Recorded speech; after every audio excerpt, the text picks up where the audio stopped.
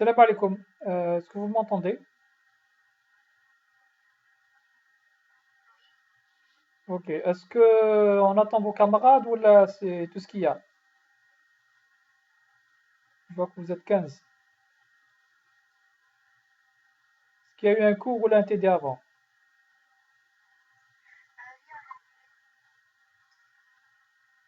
Et on les attend ou là c'est bon? Est-ce qu'ils ont terminé? Ok. Alors on continue le cours. Avant d'entamer donc le cours d'aujourd'hui, est-ce qu'il y a des questions par rapport au dernier cours?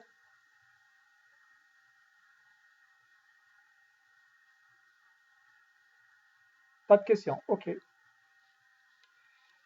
Alors, la dernière fois, on avait entamé l'histoire de commutation. Donc, la commutation, c'est une des techniques qui va être utilisée pour l'acheminement des paquets ou bien des trams dans un réseau de transport.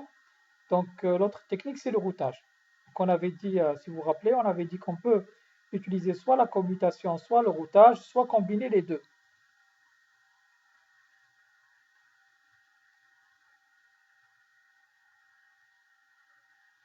Alors, avant de voir les différentes techniques de commutation, donc on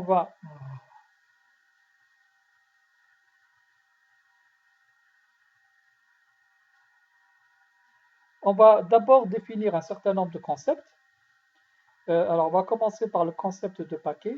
Alors, qu'est-ce qu'on avait appelé paquet? Parce que le paquet, on l'a déjà défini dans le chapitre 1, si vous vous rappelez. Donc, on avait dit que le paquet, c'était la structure qui était élaborée par la couche réseau. Donc, dans le modèle OSI, donc on a les 7 couches. Et donc, on retrouve le paquet au niveau de la couche réseau. C'est cette couche-là qui va construire, élaborer cette structure-là. Ensuite, le paquet, lui, il est euh, encapsulé, c'est-à-dire qu'il est mis dans une autre enveloppe, une autre structure, qui est la trame. Donc, la trame contient le paquet. D'accord. Et le paquet contient le segment. Le segment, c'est la structure qui est construite par la couche transport. Donc, ce sont des enveloppes qui sont imbriquées. Et à la fin, donc dans la couche physique, on va envoyer le signal qui représente ces structures. Donc le paquet, donc on vous dit c'est une suite d'octets dont le contenu n'a pas forcément de signification et ne pouvant dépasser une certaine taille fixée à l'avance. Ok, donc le paquet, donc il est structuré, il a un en-tête, il a lui aussi un champ de données, et donc on verra par la suite que l'en-tête va contenir notamment les adresses logiques, et donc cette structure-là, elle est construite au niveau de la couche réseau.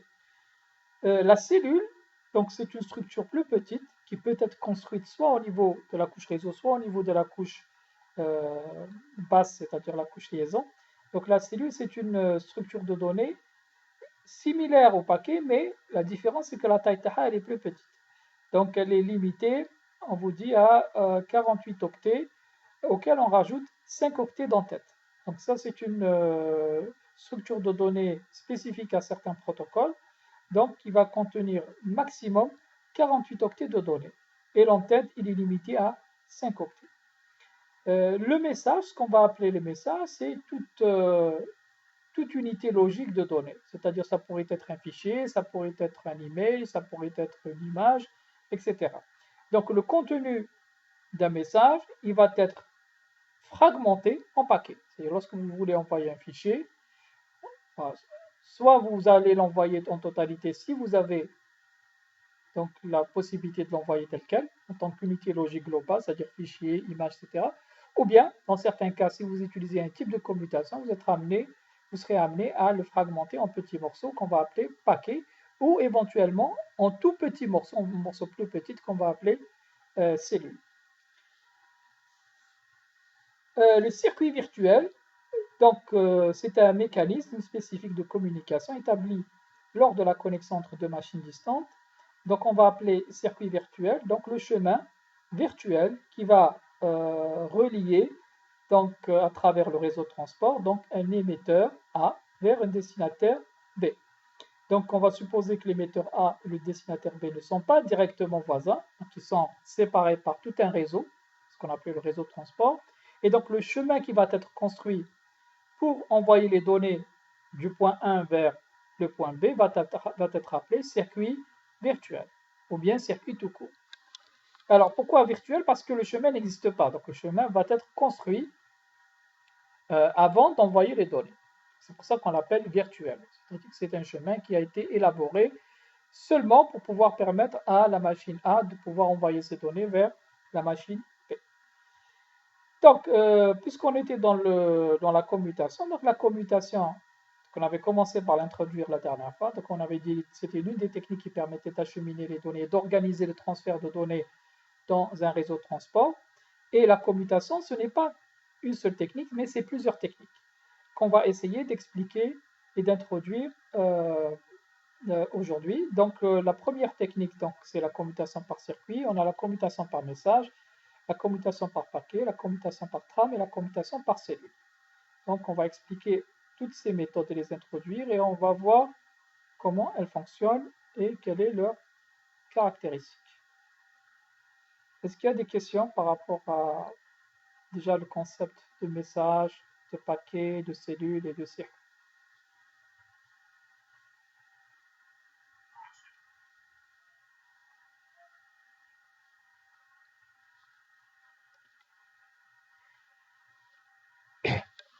Alors, c'est quoi la commutation? Donc, je vais encore redéfinir pour que vous puissiez bien assimiler ça. Si vous considérez donc un réseau, donc vous avez des machines, des terminaux, c'est-à-dire des machines distantes qui sont là soit pour générer de la donnée et de l'envoyer, soit de la récupérer de la donnée et de la consommer. Ce qui permet d'interconnecter ces machines-là, c'est le réseau de transport. Donc le réseau de transport, il est constitué de nœuds. Donc soit des nœuds de commutation, soit des nœuds de routage. Alors quand je dis nœuds de commutation, c'est-à-dire que les algorithmes qui vont être installés au niveau de chaque nœud vont implémenter la commutation. Si je dis un nœud de routage, dans ce cas-là, je parle de routeur au lieu de commutateur, c'est-à-dire que les algorithmes qui vont fonctionner sur ces machines-là, sur ces équipements d'interconnexion, vont être appelés vont utiliser le routage, des techniques de routage. Alors, si j'appelle routeur commutateur, c'est-à-dire que dans ces nœuds-là, on va trouver les deux algorithmes, c'est-à-dire les algorithmes qui permettent de faire le routage et la commutation, parce que le transfert des données peut faire appel à des techniques de commutation, ou bien des techniques de routage, ou bien combiner les deux. Ok, donc tout dépend de ce que vous allez installer comme algorithme au niveau de ces nœuds-là pour assurer donc le transfert des données donc entre les machines terminales qui constituent donc votre réseau. Alors, on vous dit ici, la commutation détermine comment faire transiter les données sur les lignes. Donc, la commutation, c'est en fin de compte plusieurs approches. La première approche, c'est comment organiser le transfert de données sur une liaison en sortie. C'est-à-dire, lorsque j'ai plusieurs flux qui viennent à partir de différentes entrées et qui veulent aller vers une sortie, comment organiser donc le passage de ces flux-là sur une seule liaison de sortie. Donc ça, c'est l'un des rôles de la commutation. Mais aussi, la commutation va avoir comme rôle, dans certains cas, de déterminer tout le chemin, c'est-à-dire comment vont être acheminées les données de la source vers la destination. Elle peut aussi me proposer des solutions pour l'acheminement donc des données de la source vers la destination. Donc je peux l'utiliser à différents niveaux, soit pour organiser les échanges au niveau des liaisons de sortie, soit aussi pour me donner une politique générale pour donc transporter la donnée de la source vers la destination. L'autre technique qui peut être utilisée, c'est le routage. Donc c'est deux techniques différentes.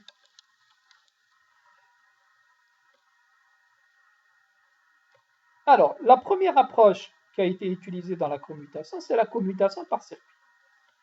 Et donc, la première application où on a utilisé la commutation par circuit, ça a été transposé pour le côté informatique, c'est la téléphonie. C'est-à-dire la téléphonie est un domaine où on a implémenté pour la première fois la commutation par circuit.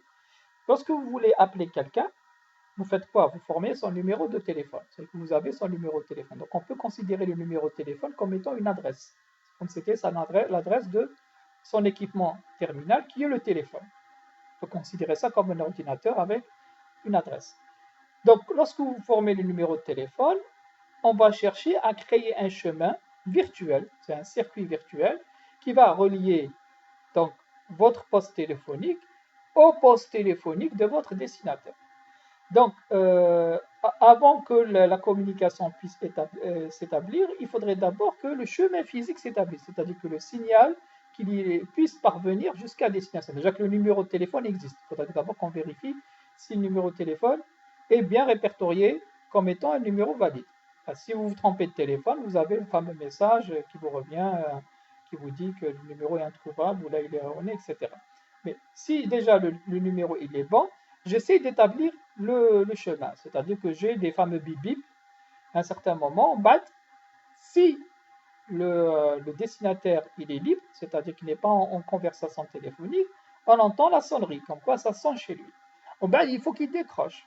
Donc là, lorsqu'il va décrocher, on a l'établissement du circuit physique, c'est-à-dire qu'il y a un circuit momentanément qui est établi, et donc je peux échanger, c'est-à-dire échanger la parole, communiquer avec mon correspondant.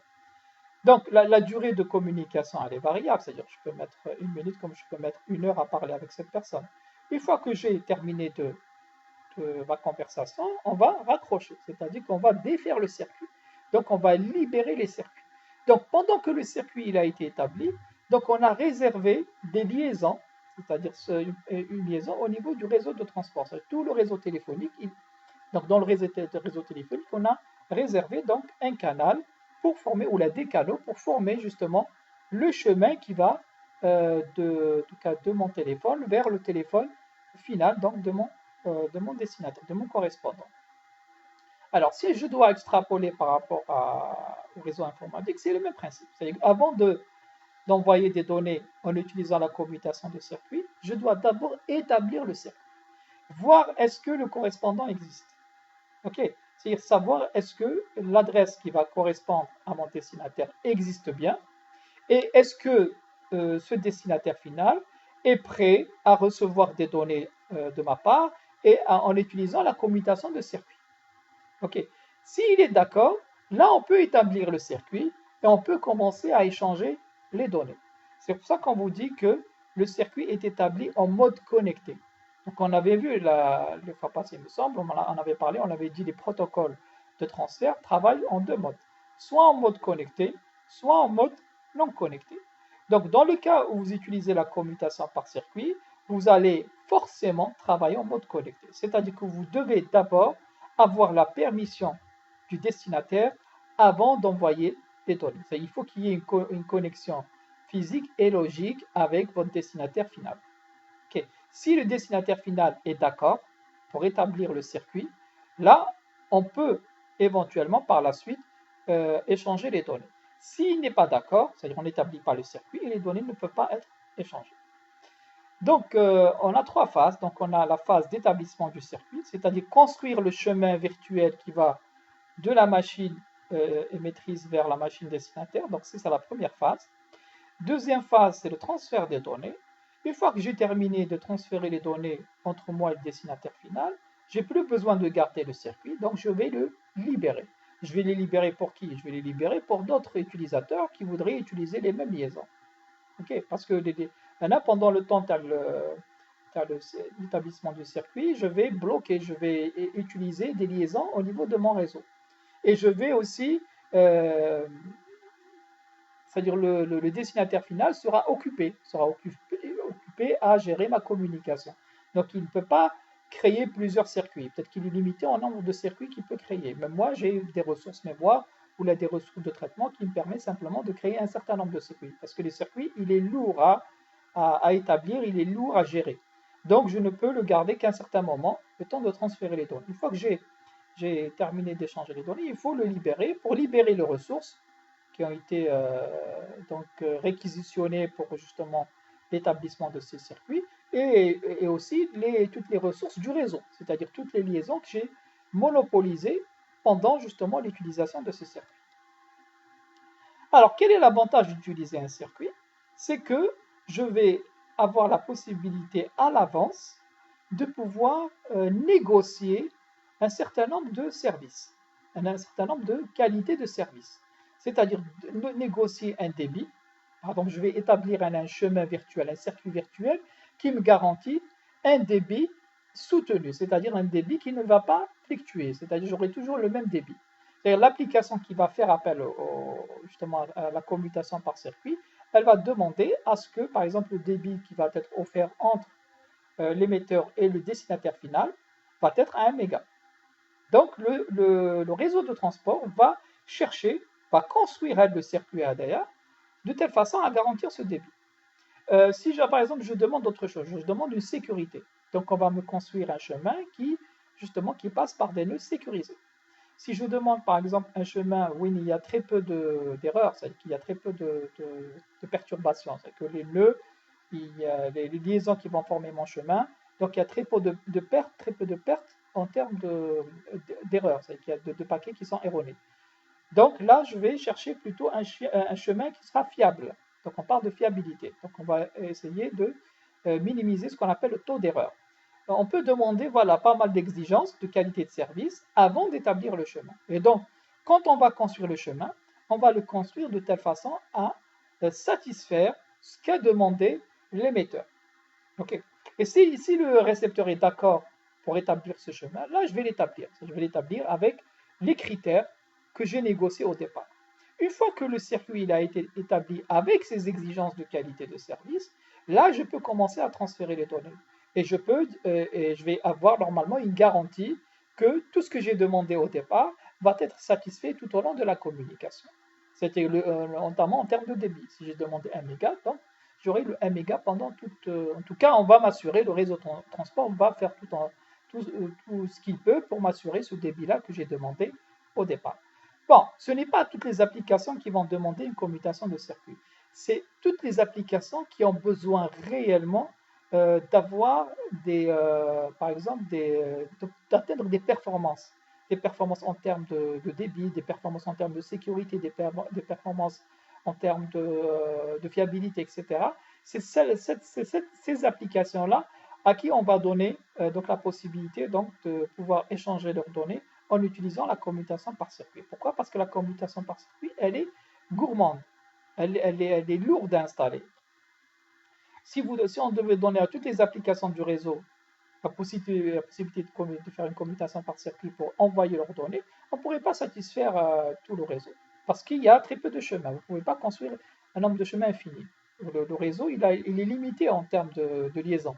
Donc en général, il fait du multiplexage, c'est-à-dire qu'il est en train de rassembler plusieurs données sur une seule liaison de sortie. Donc on est incapable de pouvoir offrir à toutes les liaisons la possibilité de faire des commutations par circuit. Donc la commutation par circuit va être réservée simplement dans les cas où les applications ont besoin justement d'avoir des exigences en termes de qualité de service. C'est-à-dire soit un débit élevé par rapport à ce que peut m'offrir le réseau dans le cas normal, ou bien une sécurité plus développée que par exemple la sécurité que m'offre le réseau normal, etc. Un exemple, lorsque là on fait de la visioconférence, on a besoin de faire une commutation par circuit. Pourquoi? Parce que j'ai besoin d'accélérer le transfert des données. Il faut que la voix, la vidéo qui est affichée à votre niveau arrive le plus rapidement possible. Donc, je dois faire ce qu'on appelle un circuit virtuel qui doit toucher toutes les personnes qui sont associées à ce groupe de conférence. Donc ça, c'est un exemple de commutation par circuit. Lorsque vous faites un téléchargement de page web, vous n'avez pas besoin de faire de commutation par circuit. C'est-à-dire que les données peuvent prendre éventuellement des chemins différents. Ce qu'on va voir par la suite, c'est la commutation par paquet. Et je ne suis pas pressé de récupérer les données. C'est-à-dire la page web, elle peut être décalée dans le temps. Elle peut m'arriver après 1 seconde, même s'il y a un retard de transmission. Par contre, la voix sur IP, la voix IP, par exemple, le fait de transférer ma voix maintenant sur le réseau, j'ai besoin de négocier des paramètres de qualité de service à l'avance pour dire que je dois transférer ma voix le plus rapidement possible. Donc, on doit me satisfaire un débit très élevé. On doit faire que les temps de séjour au niveau des nœuds, c'est-à-dire que le temps que va mettre les paquets pour être traités au niveau des différents nœuds soit le plus bas possible pour justement réduire ce qu'on appelle la latence, c'est-à-dire les retards d'acheminement des données de l'émetteur vers le destinataire ou là les destinataires. OK. Donc, c'est là où je fais faire appel aux commutations par circuit.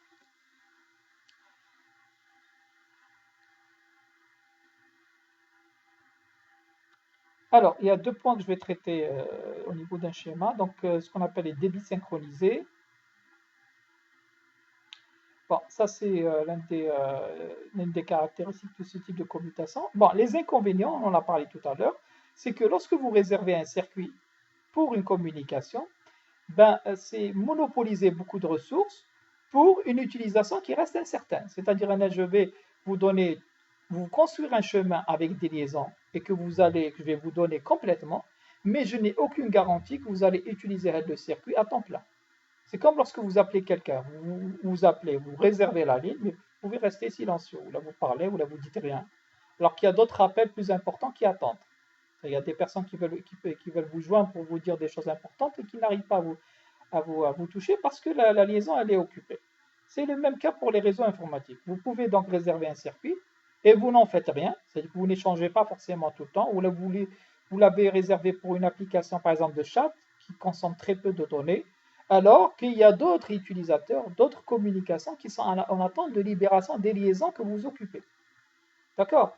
Pour échanger des données plus conséquentes et plus importantes. Donc, en termes de gestion des ressources, ce n'est pas forcément la meilleure politique. C'est-à-dire, je ne garantis pas forcément une gestion efficace des ressources du réseau. Quand on parle de ressources du réseau, c'est-à-dire c'est toutes les liaisons, tous les nœuds, etc., qui forment le réseau de transport. Donc là, on vous dit ligne muette, c'est-à-dire que la ligne n'est pas utilisée, ou bien le débit effectif, c'est-à-dire le débit réel que vous utilisez par rapport à celui qui vous est offert. Par exemple, on vous offre 1 méga, vous n'utilisez que 2 ou 3 kilooctets par seconde. C'est comme si vous n'avez pas de circuit. Il aurait fallu ne pas utiliser le circuit et utiliser un autre type de commutation pour acheminer vos données. Est-ce qu'il y a des questions par rapport à ce qui a été dit?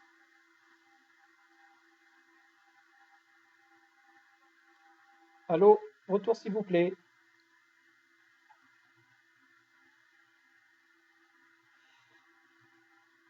Alors, comment construire le circuit? C'est que il faut d'abord une phase d'établissement du circuit, c'est-à-dire que l'émetteur, il envoie d'abord une demande. Et cette demande-là, elle va parcourir le chemin, c'est-à-dire qu'elle va de la station source et elle va essayer, en utilisant, c'est-à-dire la première phase qui va nécessiter de construire le chemin, elle va faire appel à une autre technique, qui est la technique du routage. Ok, c'est-à-dire que là, pour établir le chemin, on va combiner avec le routage. Parce que le routage, voilà, il est intéressant parce qu'il va m'établir quel est le chemin optimal par rapport à ce que j'ai demandé comme qualité de service. C'est-à-dire qu'il peut y avoir plusieurs chemins qui mènent de la station source vers la station destination. Là, on va sur le schéma. Je pouvais emprunter ce chemin, je peux emprunter éventuellement ce chemin ou éventuellement d'autres chemins. Ok, donc il n'y a pas qu'un seul chemin qui mène à la destination. Donc, lorsque je serai amené à construire donc, le chemin, je peux faire appel au routage parce que le routage il est plus efficace pour me déterminer le chemin optimal qui répond à un certain nombre d'exigences de qualité de service que j'ai demandé pour justement établir la communication. Pour établir une communication par circuit virtuel, c'est pour justement maximiser soit on avait dit le débit, la fiabilité, la sécurité, etc. Donc c'est le routage qui va me permettre de construire ce chemin-là. Une fois qu'il m'a construit le chemin pour acheminer, là je vais envoyer mon paquet pour demander à la station destinataire si elle est d'accord. Si elle est d'accord pour que le chemin soit confirmé.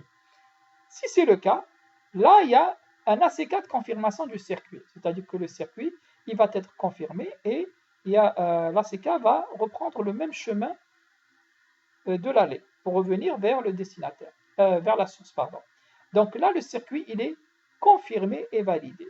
Alors, au départ, lorsque j'ai construit le chemin, tous les nœuds donc formant le chemin, le circuit virtuel, vont créer un numéro, c'est-à-dire ils vont créer ce qu'on appelle une référence qui va identifier ce chemin. Par exemple, je vais l'appeler le chemin 123. Ok, parce que dans le réseau, il y a plusieurs circuits qui sont établis et qui peuvent passer aussi par le même nœud. Donc, pour pouvoir les différencier, ces chemins-là, je vais leur donner un numéro. Donc, je n'ai plus besoin d'utiliser les adresses. C'est que les adresses logiques ou là, les adresses physiques, là, je les oublie. L'adresse logique de destination, je l'ai utilisée simplement pour construire le chemin au départ. Pas de classe, j'oublie l'adresse. Je ne vais plus la réutiliser tout au long de l'existence de mon circuit. Ça sera un numéro qui va permettre d'identifier donc le chemin au niveau de tous les nœuds qui sont traversés. C'est-à-dire que si j'ai dit que le circuit va être identifié par la référence 123, donc tous les nœuds composants donc mon circuit, ils vont mémoriser le numéro 123. C'est-à-dire qu'il y a un circuit qui a ce numéro-là qui traverse ces nœuds. Donc, quand je vais envoyer les données vont avoir au niveau de l'entête, non pas les adresses, mais simplement la référence du circuit. Et donc, quand ils vont passer par les nœuds intermédiaires, le nœud, il va regarder, il va trouver un numéro de circuit. Ah, il sait que le numéro, il a été enregistré à son niveau, et il sait que l'entrée, par exemple, lorsque la donnée vient par là, elle doit sortir de ce côté. Il le sait, il a mémorisé tout le chemin. Donc, idem, lorsque le paquet il va passer ici, la donnée va passer ici, je sais aussi, grâce à la référence, que la donnée doit être commutée sur cette sortie-là, parce que je peux avoir plusieurs sorties. Et ainsi de suite. Donc, ça sera automatique. Donc, autre aspect aussi, c'est que je ne fais plus de vérification. C'est-à-dire que les paquets ou la donnée qui transite par les nœuds, je n'ai pas besoin de vérifier est-ce qu'elle contient des erreurs ou non. D'accord? Donc, la vérification des erreurs, si elle doit se faire, elle se fera à l'arrivée. C'est-à-dire c'est la station destinataire qui va vérifier est-ce que les données comportent des erreurs. Pourquoi je ne le fais pas? C'est pour accélérer l'acheminement des données. Pourquoi? Parce que dans le cas normal, si je ne travaille pas en commutation par circuit, les données, comment elles vont transiter? C'est-à-dire que chaque nœud doit récupérer d'abord la donnée, analyser, voir grâce au FCS, c'est-à-dire grâce à ce qu'on avait vu dans le chapitre 2, c'est-à-dire j'utilise un polynôme générateur, je recalcule et voir s'il y a des erreurs. Donc s'il y a des erreurs, j'envoie un ACK négatif. S'il n'y a pas des erreurs, je transmets au prochain nœud. C'est comme ça que ça se fait. Le prochain nœud va répéter la même histoire. Il attend de recevoir toute la donnée, il la revérifie, est-ce qu'elle a des erreurs ou non. Si elle n'a pas d'erreur, il la transporte vers le prochain nœud. Donc vous voyez, c'est des retards qui sont accumulés au niveau des nœuds de commutation. Et donc avant que l'information arrive, il s'écoulera beaucoup de temps. Donc ça, c'est le fonctionnement normal du réseau. Okay, il a besoin de vérifier à chaque fois la donnée. Si elle a été mal reçue, il demande au dernier nœud qui lui a envoyé de retransmettre. Dans le cas de la commutation par circuit, on fait en sorte que, comme si les nœuds n'existaient pas. C'est comme si la station destination et la station source étaient directement voisines et qu'il n'y a qu'un câble qui les relie. Donc, les nœuds intermédiaires ne vont faire que de la commutation par circuit, c'est-à-dire ils lisent simplement la référence de circuit, ils basculent la donnée aussitôt arrivée sur le liaison sortie. C'est-à-dire que pendant que la donnée elle est reçue, elle est en fin de compte en train d'être envoyée sur la sortie. Donc la réception et le transposage ou le transfert de la donnée sur la sortie se fait en parallèle. Okay, je ne perds pas de temps. C'est comme si les nœuds n'existaient pas. C'est comme s'il y avait les nœuds et le temps de séjour au niveau des nœuds il était quasiment nul. Parce que je prends simplement le temps de lire la référence du circuit qui se trouve en général au début. Elle se trouve au début de la donnée ou au début du paquet. Et pour ensuite basculer les données, le reste des données sur la sortie. Donc, ce qui va permettre d'accélérer le transfert des données entre la station source et la station de destination. S'il y a des erreurs, s'il y a eu des erreurs de transmission, c'est au destinateur de décider. Bien sûr, là, s'il y a une erreur de transmission, je dois demander à la station source, toujours en empruntant le circuit, de me renvoyer les données. Ou bien de ne pas demander, c'est-à-dire soit je fais de la correction sur place, ou là, j'accepte l'erreur. C'est le cas, encore une fois, des transmissions multimédia, de la visioconférence là actuellement. Là, il y a un circuit qui me relie à vous, qui permet de minimiser justement le transfert de données tout au long du chemin qui nous relie. Okay. Sinon, si j'avais utilisé la technique normale, c'est-à-dire la commutation normale des données, sans la commutation par circuit, et bien là, vous allez avoir des coupures dans le flux que vous recevez, que ce soit le flux audio ou le flux de la vidéo. Vous allez voir qu'il y a des coupures, qu'il y a énormément de retard dans l'acheminement, ce qui ne serait pas agréable, ce qui serait quelque part dérangeant pour vous, parce que ça va amener justement quelque part à ce que vous coupez carrément, là vous partez, ou là vous ne restez plus en contact, ou là plus dans la visioconférence. Là, on permet de maintenir un flux constant, un flux fluide, c'est-à-dire que sans coupure, dans ce soit la séquence audio ou là la séquence vidéo. Ok. En ce qui concerne aussi la visioconférence, je n'ai pas même pas besoin de faire de correction. Maintenant, s'il y a des erreurs, vous la demander à retransmettre, parce qu'on avait dit que la retransmission fait en sorte qu'il y ait encore des retards supplémentaires. Donc, lorsqu'il y a une dégradation de la qualité, par exemple, de l'audio, parce que votre débit est mauvais, vous subissez cette dégradation. Donc, je n'ai pas le temps de demander à retransmettre. Ok, pour moi, c'est plus grave de demander à retransmettre et de couper le flux que de corriger. C'est-à-dire que, à la rigueur, s'il y a une erreur et de la subir, c'est-à-dire que il y aura une petite dégradation dans la voie momentanée, c'est dû aux erreurs de transmission. Ça, je la subis. Mais je ne peux pas accepter qu'il y ait une coupure totale du flux le temps de demander à retransmettre. Donc, je préfère subir des erreurs où il y a une dégradation de la qualité que de couper, par exemple, la communication momentanément pour demander à retransférer les paquets qui sont erronés. Ça, c'est certaines applications qui font des choix, qui mal tout ce qui est visioconférence, tout ce qui est multimédia. Donc, pour eux, le plus important, c'est d'acheminer la donnée le plus rapidement possible entre une source et une destination. Et s'il y a des erreurs, tant pis, on les assume. C'est le cas, par exemple, dans la transmission par satellite de vos programmes TV, de la radio, etc. Lorsqu'il pleut ou là il fait mauvais temps, donc vous perdez le signal momentanément. Mais vous n'allez pas demander à retransmettre donc, les données qui ont été perdues. Vous acceptez qu'il y ait une petite perte momentanée. Alors, le fait justement qu'il n'y ait pas de retard au niveau des nœuds de transfert va exiger que les débits entrant et sortant de tous les nœuds soient synchronisés. Qu'est-ce que ça veut dire? C'est-à-dire que si par exemple la liaison, elle m'offre 10 mégas théorique, on va dire elle m'offre 2 mégas. Donc je ne peux pas m'envoyer avec 10 mégas. Je ne peux pas, parce que si j'envoie 10 mégas, elle ne peut pas supporter 10 mégas, parce que le transfert des données entrant vers la liaison sortante se fait en parallèle. C'est-à-dire pendant que je reçois, j'envoie. Donc il faudrait que j'envoie avec la même vitesse que je reçois. Sinon, il y aura forcément au niveau des nœuds une surcharge. D'accord? Donc là, il faudra que je garantisse que sur tout le chemin, c'est le même débit qui est utilisé au niveau de toutes les liaisons. C'est-à-dire, si j'ai 2 mégas, on a 10 mégas, ben, je vais envoyer à 2 mégas. Donc, quand je construis le circuit, je dois justement régler ces problèmes. C'est à l'établissement du circuit que le débit du circuit en totalité va être configuré. Il va être configuré par rapport au débit minimal de toutes les liaisons composant ce circuit. C'est-à-dire que si, par exemple, j'ai 10, 20, 30, 40 ou 1, eh ben, tout le circuit ne pourra fonctionner qu'avec un débit qui est égal à 1. C'est le minimum ce que m'offrent toutes les liaisons composant le circuit.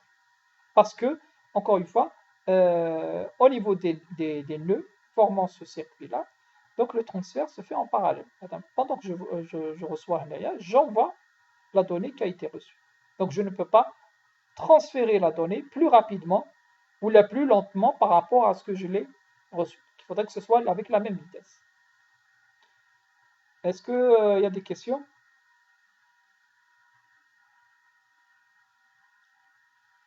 Bon, là, sur le schéma, vous voyez la commutation de circuit. C'est-à-dire que là, les données arrivent sur un circuit au niveau d'un nœud.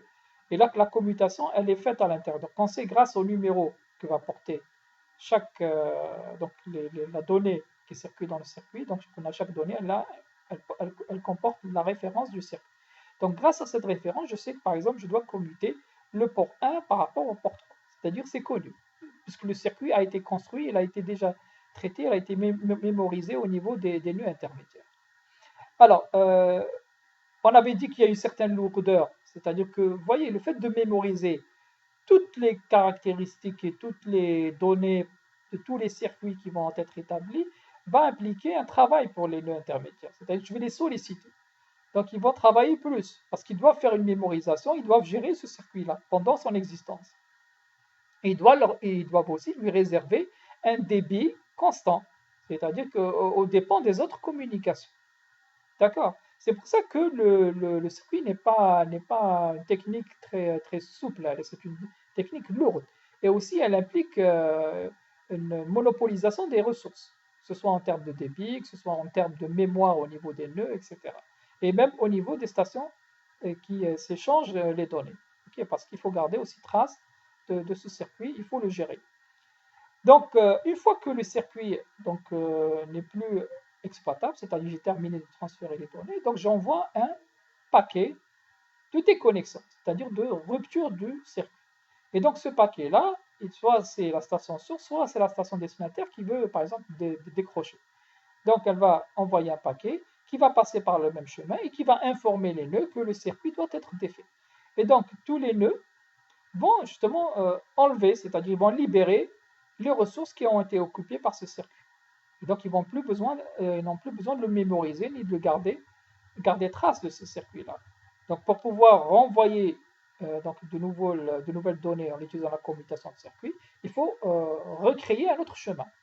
Donc un autre chemin en envoyant un paquet de connexion, et peut-être que le nouveau circuit ne passera pas par le même chemin, il passera par un autre chemin, parce qu'il sera construit différemment, en fonction de l'état du réseau. Parce que le circuit est établi toujours par rapport à l'état du réseau, ce qu'il vous offre par rapport à ce que vous avez demandé. À l'instant T, je trouvais que le chemin satisfait mes besoins. Peut-être dans une heure, je trouvais que le chemin ne satisfait pas. Peut-être qu'il faut prendre un autre chemin pour aller vers la destination. Hein, c'est comme le réseau routier. Hein. Des fois, vous avez une route qui est plus fluide. Vous passez une heure après, vous allez trouver que la route avec elle est encombrée, qu'il faut prendre une autre route. C'est le même principe pour les réseaux de données. Est-ce qu'il y a des questions, s'il vous plaît?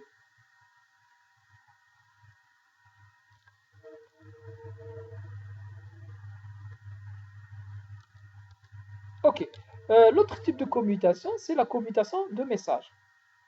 Donc, on vient de voir les avantages et les inconvénients de la commutation par circuit. Donc, on vient de dire qu'on ne peut pas l'utiliser pour tous les types de communication. Donc, il faut m'offrir d'autres possibilités pour acheminer les données. Une autre possibilité, c'est d'utiliser la commutation de messages. Dans la commutation de messages, on va acheminer toute l'unité logique, c'est-à-dire on va considérer par exemple le fichier, on va considérer l'email, on va considérer la donnée que vous voulez transporter dans sa totalité et on va la trimballer de nœud vers nœud. Ok. Et sans besoin d'être connecté avec le destinataire, c'est-à-dire que je vais travailler en mode non connecté. Alors, quelles sont les applications qui vont requérir ce type de commutation? C'est par exemple la messagerie électronique. Quand vous envoyez un email, vous n'allez pas établir un circuit, ça c'est clair, puisque déjà vous travaillez en mode non connecté. C'est quoi le mode non connecté? C'est-à-dire que vous envoyez la donnée tag sans vérifier au préalable est-ce que la machine ou le destinataire final est actif, est-ce qu'il existe. C'est-à-dire, quand j'envoie un message, qu'est-ce que je spécifie? Je spécifie simplement l'adresse email.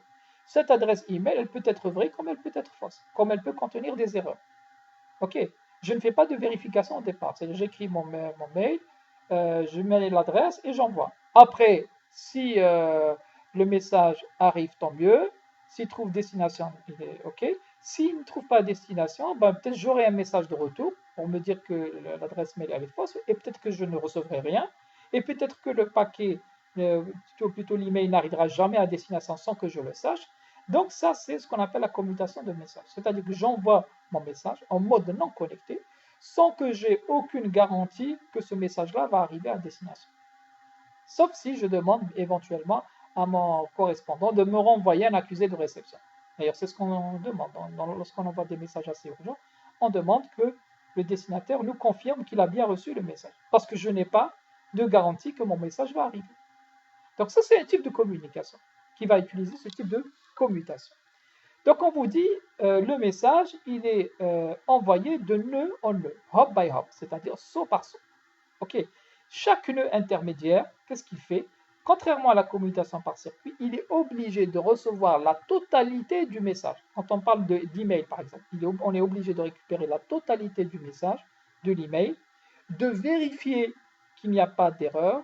Si on n'a pas besoin de le traduire vers un autre langage, etc., parce que dans la messagerie, vous pouvez avoir pas mal de formats différents. Vous pouvez avoir des mailers qui sont différents. Par exemple, Google, voilà, Gmail ne va pas utiliser le même format que Hotmail, bien qu'un autre mailer. Donc, on peut être amené à faire des traductions des formats. Donc, on est obligé de récupérer tout le message, le vérifier qu'il ne contient pas d'erreur, éventuellement voir s'il faut le transférer, avant de le transférer vers le destinataire, pas le modifier son format pour qu'il soit adapté par rapport au destinataire, au réseau du destinataire. Voilà. Donc là, c'est pour ça utilise ce qu'on appelle la technique store and forward, c'est-à-dire sauvegarder, ensuite éventuellement traiter avant de pouvoir transférer vers le nœud suivant. Donc, le fait d'utiliser le store and forward donc, va impliquer des nœuds des temps supplémentaires de traitement au niveau des nœuds intermédiaires. Hein. Contrairement à la commutation par circuit, il n'y a pas dans la commutation par circuit, il n'y a quasiment pas de temps de séjour au niveau des nœuds. C'est-à-dire que j'ai simplement le temps pour lire la référence qui a été créée avant d'acheminer. Là, je n'ai même pas cette référence, elle n'existe pas parce que je n'ai pas de circuit.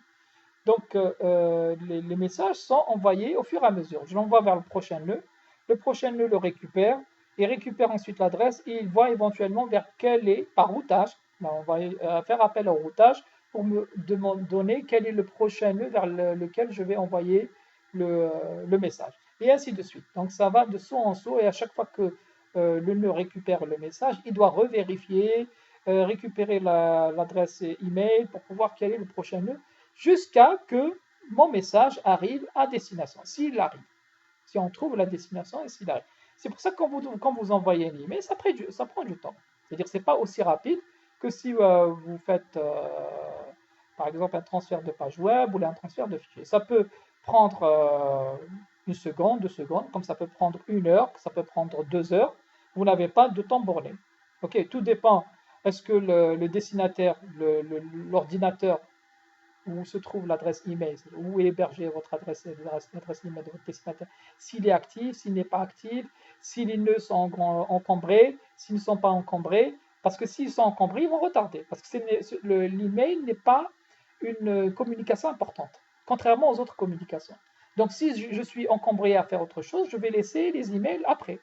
C'est pour ça que la messagerie peut prendre beaucoup de temps pour arriver à destination, si je la compare par rapport à d'autres types de communication. Et ça, vous le constatez.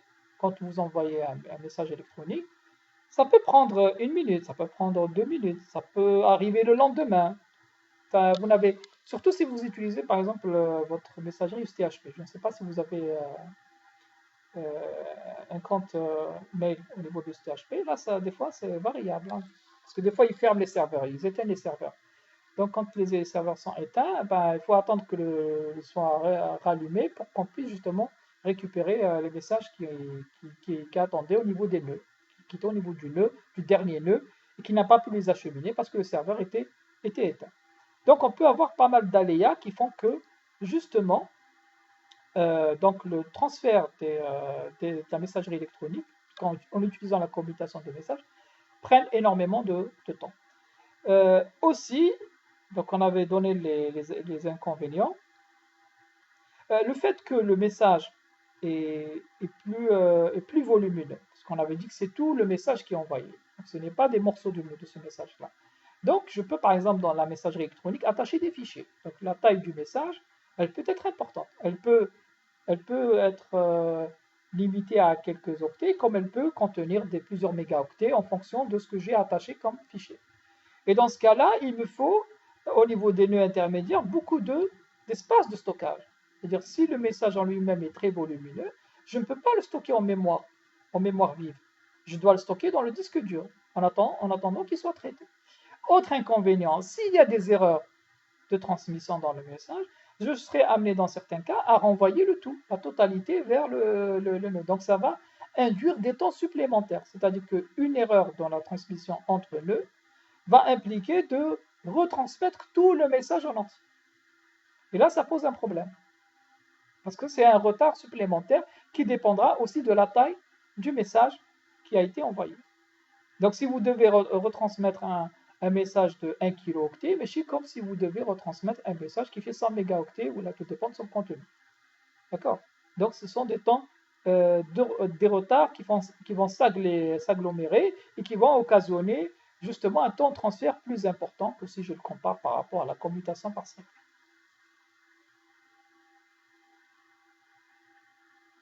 Alors, le seul avantage, si on veut dire, bon, on a trouvé que comme il y avait un avantage, c'est le fait de travailler en mode non connecté. C'est-à-dire que je n'ai pas besoin d'avoir l'accord tel dessinateur pour pouvoir lui envoyer donc la donnée. Ça, c'est un avantage, ce n'est pas un inconvénient. L'autre avantage, c'est de pouvoir aussi désynchroniser les débits. C'est-à-dire que contrairement à la commutation de circuit, où il fallait que les débits de tout le chemin soient synchronisés et avec la même vitesse, là, je peux différencier les débits. Pourquoi je peux les différencier? Parce que avant d'envoyer, avant de transférer, avant de faire le forward, je dois d'abord récupérer tout le message. Donc, je peux le récupérer avec un certain débit et l'envoyer avec un débit différent. Si je le faisais en parallèle, comme c'est le cas avec la commutation par circuit, là, je suis obligé de synchroniser. Mais là, non, je ne fais pas en parallèle. Je dois d'abord récupérer tout le message, le traiter, vérifier s'il ne contient pas d'erreur. En bas, je le transfère sur la sortie qu'il doit prendre. Donc, je peux recevoir, par exemple, avec 1 méga et envoyer avec 10 mégas. Ça ne pose pas de problème parce que les deux opérations sont complètement indépendantes et se font séquentiellement dans le temps. Elles ne se font pas en parallèle.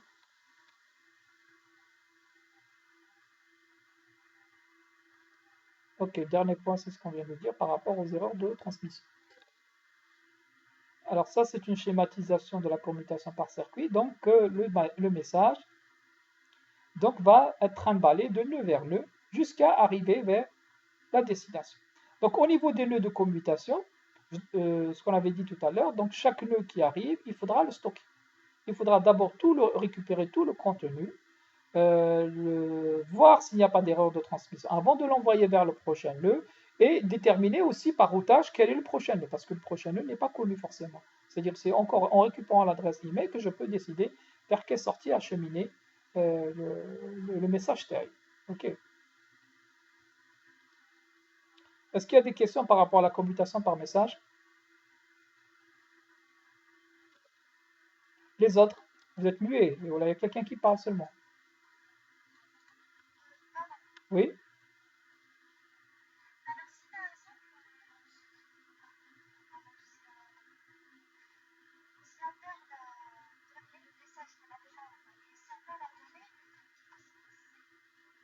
Alors, si on perd la donnée qui est, j'ai pas entendu là.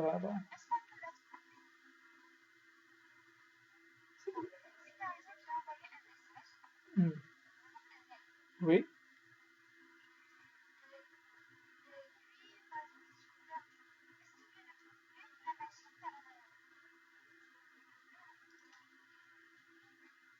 C'est-à-dire tu peux parler en arabe si tu n'arrives pas à t'exprimer en français.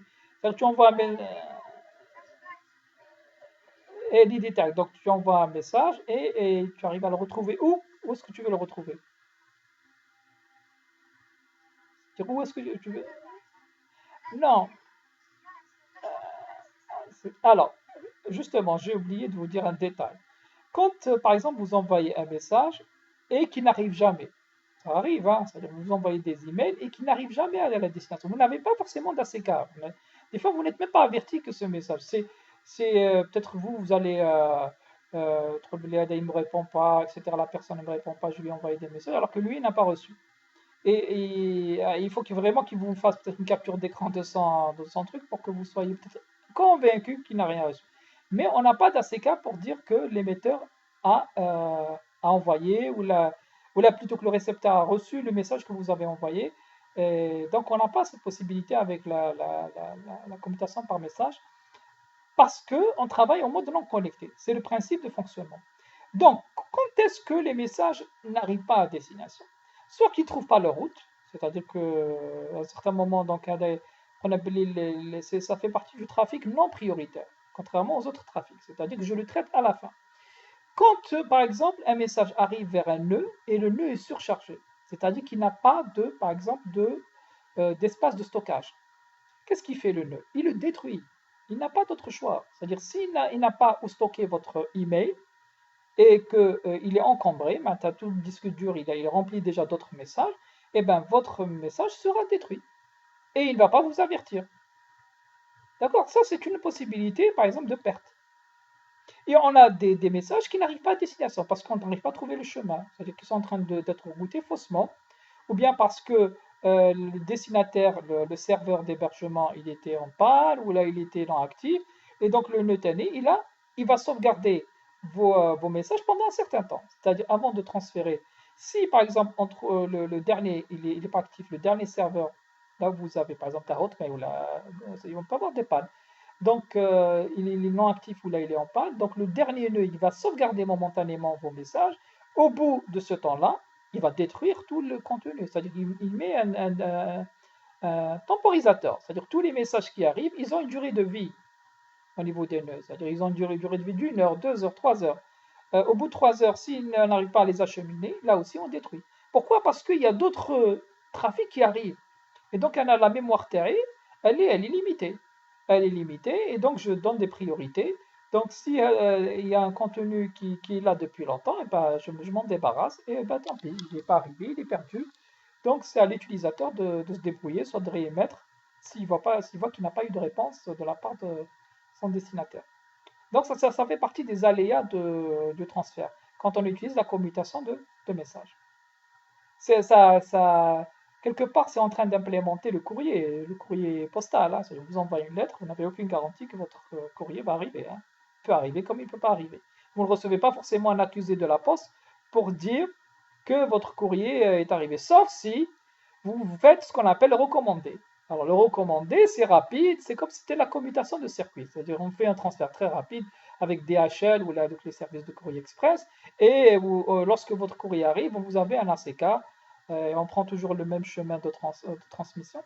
Alors que si vous utilisez le transfert de courrier normal, eh ben, il y a tous les aléas qui peuvent survenir. Je ne sais pas si je... Oui, mais il ne sait pas, c'est ça le souci, il ne sait pas. Voilà, ça dirait, et tout dépend. Le problème, c'est que ça nous arrive tous. C'est-à-dire que si l'utilisateur ne reçoit pas ton message, il ne peut pas te répondre. Il ne va pas t'accuser quelque chose qu'il n'a pas reçu. C'est-à-dire si tu envoies un courrier qui n'arrive jamais à la destination, il va pas, sauf si tu l'appelles par téléphone, ou là, tu vois, tu lui dis je t'envoie une email, tu ne réponds pas, ou là tu réenvoies une deuxième fois. C'est-à-dire que là, ce qu'on va être amené, c'est en général quand on a plusieurs courriers très importants, c'est ce qu'il faut faire, hein. Il faut envoyer plusieurs fois. C'est-à-dire on envoie une fois et on envoie une deuxième fois pour être sûr que le message va arriver. OK? Parce que, encore une fois, c'est une transmission de communication qui n'est pas garantie, la messagerie. Et quel que soit le mailer, hein, parce que vous prenez Hotmail, vous prenez Gmail, vous prenez n'importe, il y a énormément de pertes. Parce que même au niveau de ces serveurs-là, quand ils reçoivent beaucoup de données, quand ils reçoivent beaucoup de mails à la fois, ils sont amenés des fois à supprimer un certain nombre de mails pour éviter que le serveur ne tombe en panne. Ok, donc ça peut arriver des fois que des mails soient perdus. Et donc, pour répondre à la question de Mademoiselle, il n'y a aucune possibilité de récupérer ton email s'il est perdu. S'il a été perdu, c'est qu'il a été détruit quelque part. S'il n'est pas arrivé à destination, hein.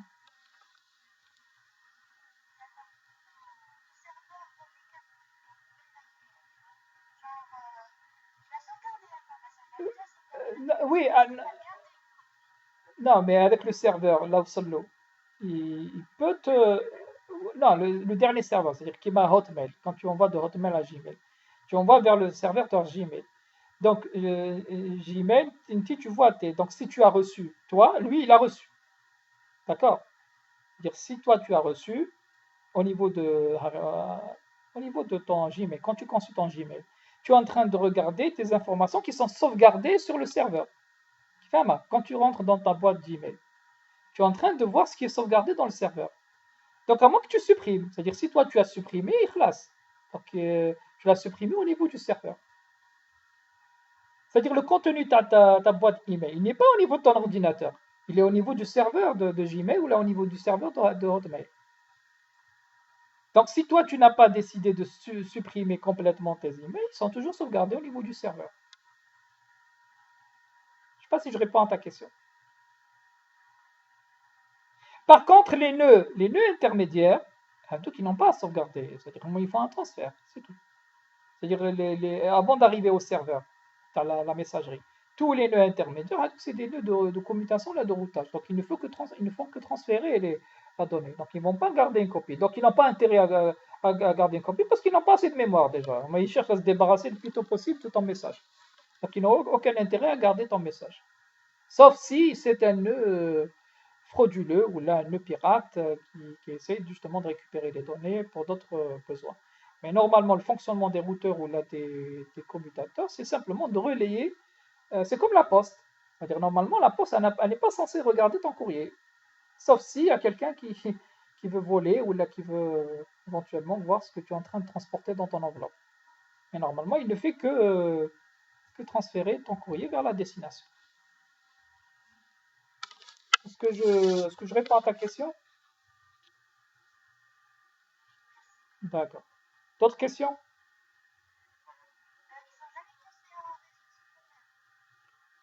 Euh, C'est-à-dire lequel? Quel problème? T'as la perte?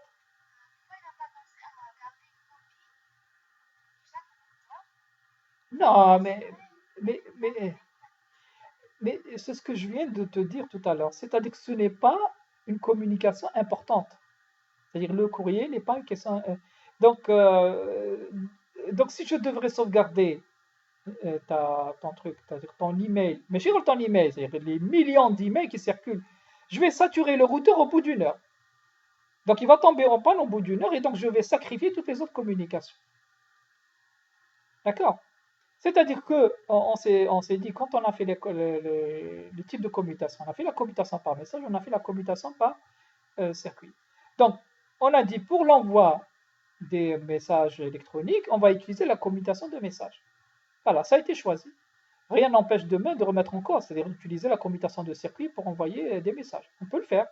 Dans ce cas-là, tu utilises un chat, tu n'utilises pas la messagerie électronique. Maintenant, si tu as besoin d'envoyer donc un message rapidement, n'utilise pas la messagerie électronique. Utilise un autre moyen pour être sûr. Maintenant, utilise Viber ou là, utilise par exemple chat avec des logiciels de chat. Là, tu es sûr que tu es connecté directement avec ton vis-à-vis. Ok, tu es sûr d'avoir un accusé de réception de ce que tu envoies. Par contre, si tu envoies par messagerie électronique, c'est comme ça, le service n'est pas fiable. C'est-à-dire que tu as plusieurs services dans la communication. Tu n'as pas, c'est à toi de choisir le service qui te convient. Et donc chaque service ne va pas utiliser le même transfert de données. C'est comme l'envoi de courrier. Tu as envie d'envoyer avec la poste normale, avec des timbres. Peut-être ton courrier va arriver dans une semaine, dans un mois, dans une année, on n'en sait rien, surtout à l'étranger. Et peut-être qu'il n'arrivera jamais. Par contre, si tu as envie d'avoir un service sûr, bah, tu vas utiliser les moyens, tu vas payer plus cher. Tu vas aller chez des DHL ou là, mais tu es sûr que ton courrier va arriver demain. Et tu auras un accusé. OK? Donc, ce service-là de messagerie électronique, il utilise la commutation de messages. Donc, la commutation de messages, c'est un service sans garantie. Voilà, il a été défini comme ça. C'est-à-dire qu'il ne vous garantit rien. On envoie, on vérifie, certes, on vérifie, il a des avantages, c'est-à-dire que je n'ai pas besoin de vérifier est-ce que le récepteur est d'accord ou non pour que je lui envoie les données. Donc, il va recevoir, même s'il ne peut pas. Quand vous envoyez un message, ben, le récepteur, il va le recevoir, même s'il n'est pas d'accord pour le recevoir. Donc, ça, c'est une façon de fonctionner de la messagerie électronique. Du moment que vous connaissez son adresse, vous pouvez contacter n'importe qui. Alors, on m'a dit qu'il y a une question dans le chat.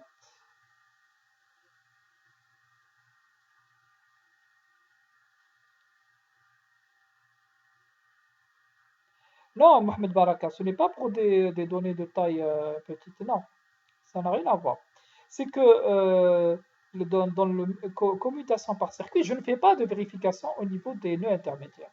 Si on peut considérer par exemple l'envoi d'un message, on aurait pu d'un message, j'allais dire électronique par commutation de circuit, bien qu'on ne le fait pas. C'est-à-dire, c'est pas le service dans la messagerie qui va vous faire une commutation par circuit, mais on peut l'imaginer.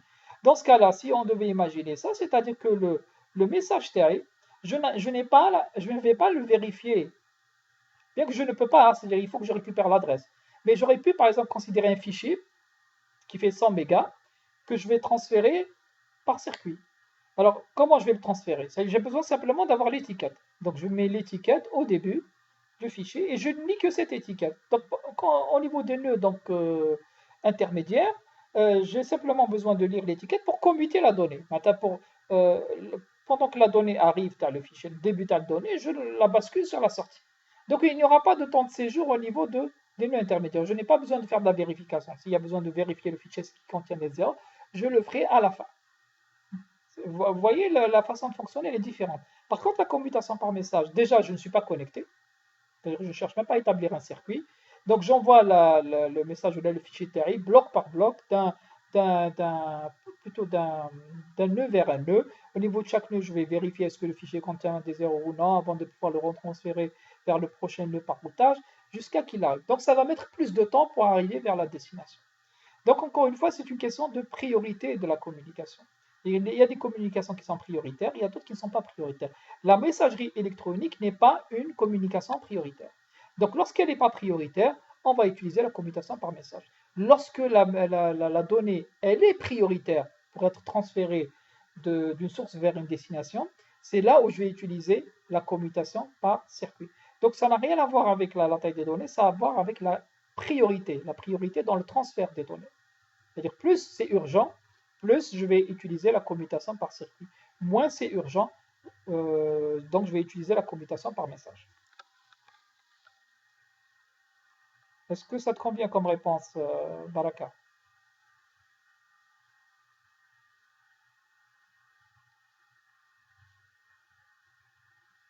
Ok, on peut avancer. D'autres questions?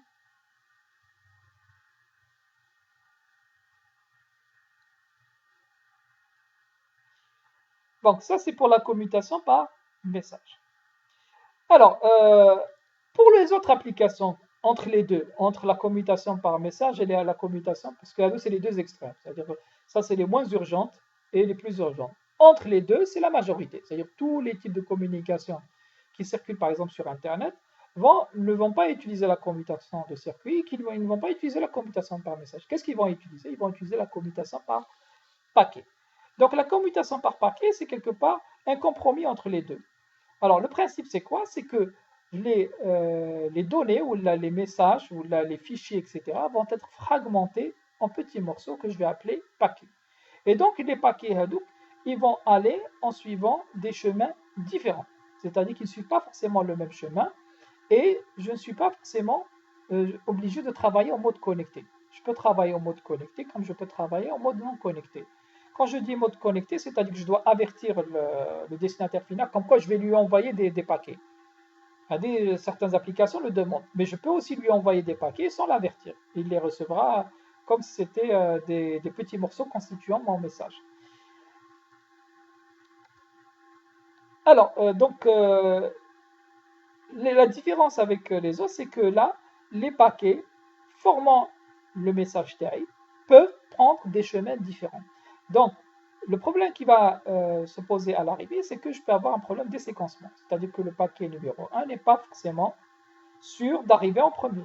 Il peut arriver dernier. Tout dépend des chemins qu'ils ont pris. OK? Donc, je peux avoir le dernier qui arrive en premier. Donc, je dois garantir le séquencement des paquets en mettant des numéros. C'est-à-dire qu'avant d'envoyer, deuxième, troisième, etc. Pour que le destinataire final puisse reconstituer le message à l'arrivée lorsqu'il recevra tous les paquets. Pour savoir où est-ce qu'il va placer chacun des paquets dans l'assemblage de le message. Donc ça, c'est un problème. Le fait donc de faire de la commutation par paquet va induire un déséquencement. Le déséquencement, je ne peux pas l'avoir dans la commutation par circuit. Pourquoi? Parce que dans la commutation par circuit, tous les paquets prennent le même chemin. Donc je suis assuré que le premier paquet envoyé ou la première donnée qui a été envoyée va arriver en premier. Par contre, dans la commutation par paquet, le fait que les paquets sont traités indépendamment des uns et des autres fait en sorte qu'ils prennent des chemins différents, donc ils peuvent arriver dans une séquence totalement différente par rapport à celle de départ. Alors, le fait que le paquet a une taille très petite, comparativement au message, fait en sorte qu'il va être placé non pas sur un disque dur, au niveau des nœuds intermédiaires, mais au niveau de la mémoire vive. Donc, c'est qui va accélérer son traitement. Donc, c'est une priorité intermédiaire, c'est-à-dire dans les routeurs ou les nœuds de commutation. Donc, le paquet, il a une priorité supérieure à celle du message et inférieure à celle du comité, plutôt des circuits. Donc, il va être traité en premier par rapport au message. Et les circuits vont être traités en priorité par rapport au paquet. Mais déjà, il a une meilleure priorité de traitement que les messages. Et aussi, s'il y a une erreur, s'il y a des erreurs de transmission, je ne vais pas retransmettre tout le message, puisque je vais retransmettre simplement le paquet qui était entaché d'erreur. Donc, le temps de retransfert ou de retransmission du paquet erroné va être moins coûteux que si je devais retransmettre tout le message. C'est-à-dire si le paquet fait 50 kilooctets, même si c'est un fragment de tout un message, Maintenant, s'il y a avec le paquet qui est erroné, parce que c'est le paquet qui est protégé par son ACS, donc je vais retransmettre tout le paquet, et non pas seulement le paquet, pas tout le message comme dans la commutation par message. Donc c'est un gain en temps.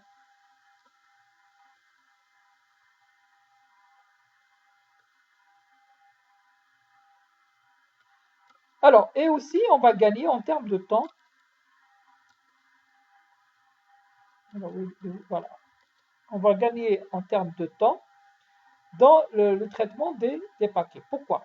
Parce que si vous devez considérer un message, si je comparais par rapport à la commutation par message, on a tout le message. Donc, il faudrait attendre que tout le message soit reçu avant de pouvoir le renvoyer. Vous voyez? Alors que là, dès que je reçois un paquet, je peux le traiter. C'est-à-dire que le temps de séjour de traitement dans les nœuds, il sera moins rapide, plutôt plus rapide que lorsqu'on utilise la commutation de messages. Si par exemple, avant de pouvoir envoyer le message, il faut que je le reçoive totalement, je le vérifie, que je regarde le contenu, etc. Donc c'est un temps de séjour très important au niveau des nœuds. Non, c'est dès qu'un paquet est arrivé, ok, bien sûr je le vérifie, je peux le vérifier s'il contient des erreurs ou non, je le transfère. Donc, comme la taille TAO, elle est moins importante que celle du message, donc le temps de séjour, il est accéléré. Ok, je peux, si vous voulez, paralléliser. C'est-à-dire, si je considère, si vous compreniez bien, imaginez que le message HEDA, il a été euh, fragmenté en petits morceaux. Ok, avant de pouvoir envoyer le message, je dois recevoir la totalité du message. Alors que non, c'est le fait de pouvoir le diviser en petits morceaux, dès qu'un paquet a été reçu, je peux déjà le transférer en sortie. Donc le contenu du message, il est quelque part envoyé en parallèle pendant que vous le recevez. Donc vous allez minimiser le temps de séjour de ce contenu-là au niveau du nœud de transfert. Okay, donc ça, c'est un avantage par rapport à la commutation par message. Le temps de transfert au niveau des nœuds intermédiaires va être plus rapide que si je devais considérer la commutation par message. Plus justement la reprise après erreur. C'est-à-dire s'il y a une erreur au niveau d'un paquet, c'est simplement le paquet qui va être retransmis, non pas tout le message que je vais demander à retransmettre. Donc ça sera encore plus rapide. Aussi, le fait que les paquets prennent des chemins différents, donc ça permet de paralléliser la transmission. C'est-à-dire que, imaginons que mon message est constitué de 3 paquets. Si je fais en sorte que chaque paquet prenne des chemins différents, donc à l'arrivée, je vais gagner du temps. Parce que je ne vais pas sérialiser, je ne vais pas mettre P1, P2, P3 sur la même liaison. Je vais les envoyer en parallèle sur 3 chemins différents. Donc, la transmission d'un message va équivaloir à la transmission d'un paquet, puisque je vais paralléliser quelque part la transmission. Ok. Le seul problème, c'est lorsque les paquets vont arriver, ils vont peut-être arriver déséquencés. Là, je les ai envoyés P1, P2, P3. Là, vous voyez que ce n'est pas le même ordre. Donc, il faudra les remettre en séquence. Mais ça ne pose pas de problème, parce que j'ai les numéros de position de chaque paquet par rapport à la donnée d'origine. Alors, au niveau des nœuds de transfert, il faut que les nœuds soient dotés de files d'attente. Pourquoi? Parce que chaque entrée-sortie indique une file qui permet là aussi de traiter les paquets en sortie. Parce que sur une liaison, je n'ai pas qu'un seul flux. Je peux avoir des flux venant et des communications venant de différentes machines. Donc s'ils veulent tous partir vers un chemin de sortie, il faudra que je les traite selon une politique. Enfin, la politique la plus simple, c'est first in, first out. Le premier arrivé, premier servi. Maintenant, le premier arrivé, je le mets en file d'attente, en tête de file d'attente. Mais ce n'est pas toujours ce qui est considéré. Pourquoi? Parce que déjà, les paquets n'ont pas les mêmes priorités. Il y a certains paquets qui sont plus importants que d'autres, parce qu'il y a des paquets qui sont urgents, d'autres qui ne sont pas urgents. Donc je peux traiter ces paquets-là en différenciant leur contenu. Maintenant, les paquets qui contiennent de la donnée importante vont être mis en tête de file et les autres vont suivre. Je peux aussi considérer d'autres politiques de sortie, hein. Donc pas forcément la priorité. Donc, je peux combiner priorité avec peut-être date d'arrivée ou bien d'autres critères à considérer. Voilà. Est-ce qu'il y a des questions par rapport à la commutation par paquet?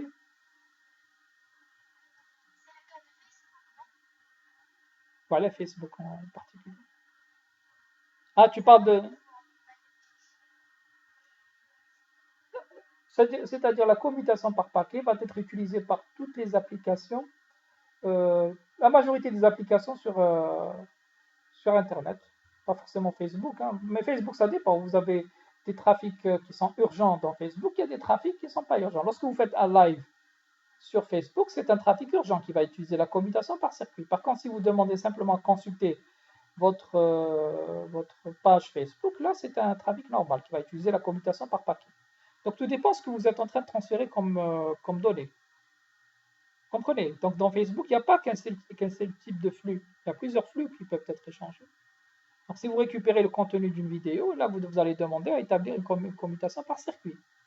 Si vous simplement vous demandez à consulter vos messages, là, ça c'est un truc, j'allais dire, normal. Donc, chaque trafic est différencié. Si vous regardez, par exemple, votre mur, ta Facebook, ça c'est une commutation par paquet. On est en train de récupérer le contenu de ton mur et de l'envoyer en utilisant la commutation par paquet. Mais si tu consultes, par exemple, une vidéo dans ton mur, là, on fait appel, on va créer un circuit pour faire en sorte que le transfert soit accéléré. Donc, on peut avoir plusieurs types de commutations dans une même application. Pas forcément, mais on peut combiner plusieurs. Parce que la consultation d'une page Facebook, par exemple, elle ne contient pas qu'une seule donnée. Elle contient énormément de données. Elle contient des vidéos. Chaque vidéo est un message. Tu peux considérer que ça, la première vidéo est un message, donc là, c'est un deuxième message, et ainsi de suite. Donc, c'est plusieurs types de données qui sont affichées.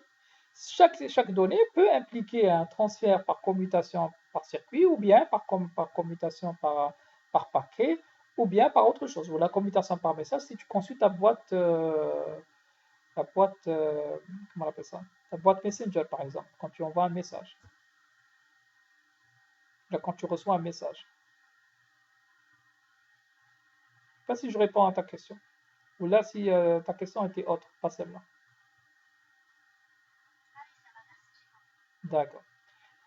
Alors, ce diagramme-là, il va nous montrer justement ce qu'on vient de dire tout à l'heure, à savoir pourquoi c'est plus rapide avec la commutation par message. C'est que quand on voit, par exemple, le temps que va mettre un message pour arriver à la destination, on va supposer qu'il y a 3 nœuds qui séparent la source vers la destination.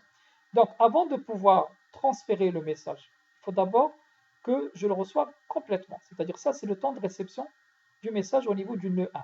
Bah, il y a un temps de transmission vers le deuxième nœud. Le deuxième nœud, il doit d'abord récupérer tout le message avant de pouvoir le transférer vers le troisième nœud. Donc, il y a des temps de séjour, ce qu'on appelle les temps de commutation, très importants au niveau des nœuds, qui dépendent de la taille du message. En général, le message, il est très volumineux comparativement au paquet. Donc, si je vais fragmenter le message en paquet, le nœud de séjour, il va être réduit à un temps de réception d'un paquet. C'est-à-dire, dès que je reçois un paquet, je peux le transférer à la sortie. J'ai le deuxième paquet qui est reçu, donc je peux le transférer juste après vers la sortie. Et ainsi de suite. Donc, par exemple, le paquet 3, dès qu'il est reçu, il est transféré vers la sortie. Donc, vous voyez, le temps de séjour ici, il est réduit à un temps de séjour d'un paquet et non pas à celui du message. Et donc, quand on calcule le temps d'arrivée de toute la donnée à destination, on verra que ça va arriver plus rapidement que si j'avais fait une commutation par message. OK? Tout ça parce que le paquet a une taille très petite par rapport à la taille du message. Alors, si je comparais par rapport à la commutation de circuit, ce qui va prendre du temps dans la commutation de circuit, c'est l'établissement du circuit lui-même. C'est-à-dire, au départ, il faut que j'établisse le circuit, parce qu'il n'existe pas le circuit. Donc, il y a une demande, il y a un paquet spécifique, c'est le paquet de connexion qui va parcourir tous les nœuds, et je dois choisir le meilleur chemin qui garantit justement ce que je demandais à comme qualité de service, c'est-à-dire le débit, la sécurité, etc. Donc ça, ce sont des exigences qui vont être négociées au départ. Donc il faut choisir ce chemin-là. Ce n'est pas n'importe quel chemin, c'est un chemin optimal qui répond à mes besoins. Donc pour pouvoir trouver ce chemin et le construire et que le destinataire soit d'accord, parce que quand je travaille en mode connecté, là, ça va mettre un certain temps. Donc, il y a un paquet d'établissement de circuits qui va construire donc, les nœuds intermédiaires, qui va trouver les nœuds intermédiaires qui vont former les circuits. Ensuite, il y a un ACK qui va confirmer le circuit. Une fois que le circuit il est établi, physiquement et logiquement, là, je peux commencer à transférer les données. Et là, le transfert de données, il est fluide dans la commutation per circuit. Il n'y a pas de temps de séjour au niveau des nœuds. C'est-à-dire que le paquet, s'il y a des paquets qui transitent, ou là des messages qui transitent, je n'ai pas besoin de les récupérer pour les vérifier. Je lis simplement la référence du circuit qui est au niveau au début, bah, je commute directement. Donc, il n'y a aucun temps de séjour, contrairement à la commutation par message et la commutation par paquet, qui, elle, nécessite de récupérer tout le paquet, de pouvoir l'analyser, le vérifier avant de le transposer à la sortie. Là, je ne fais rien de ça dans la commutation de circuit. Je relais, maintenant, dès que je reçois le truc, je vois l'adresse, la référence de circuit, je bascule à la sortie. Donc, aucune vérification. C'est pour ça que le transfert des données, il est très fluide. C'est comme s'il n'y avait pas de nœud intermédiaire. C'est comme si j'étais directement connecté. C'est comme si c'était une autoroute.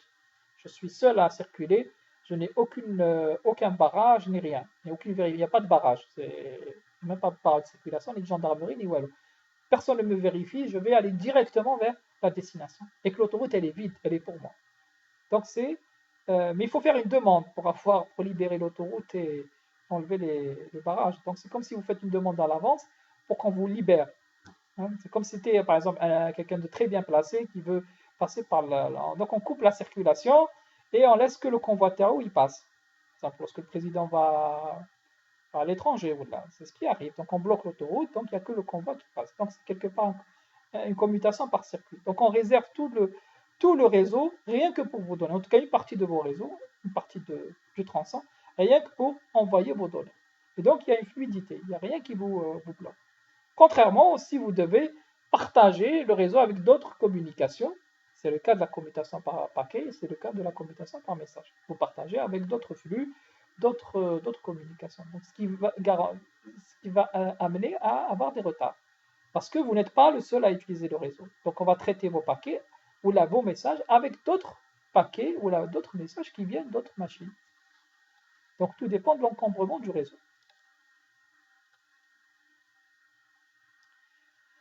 Toutefois, pourquoi on avait dit que la majorité des communications vont utiliser la commutation par paquet et non pas la commutation par circuit? Parce que la commutation par circuit, elle est gourmande. Si on devait libérer toutes les routes, imaginez que chaque personne qui va aller au travail ou là qui veut aller quelque part, il va demander à ce qu'on lui libère la route que pour lui. On ne peut pas satisfaire tout le monde. Il n'y a pas 36 000 routes. Il y a 2 routes où il y a l'autoroute et quelques routes. Donc on ne peut pas dire, voilà, toi, demain la route, elle sera libre pour toi et toi aussi. Non, on va satisfaire 3-4 personnes et les autres ne pourront pas communiquer parce que toutes les routes seront occupées. Donc ce n'est pas une politique efficace. On fait appel à la commutation de circuit que dans les cas prioritaires, c'est-à-dire où la donnée est urgente, où j'ai besoin justement d'utiliser la commutation par circuit pour acheminer les données. Parce qu'on avait dit que c'était la plus performante en termes de temps de transfert. Mais la majorité des communications, la majorité des applications, elles vont faire appel à une commutation par paquet. Et très peu de communications vont faire appel à la commutation de messages. En général, c'est la messagerie qui fait appel à ce type de commutation. C'est la moins prioritaire. OK. Mais en termes de gestion de ressources, on verra que la commutation de paquets, elle est meilleure. C'est-à-dire que si je dis, par exemple, une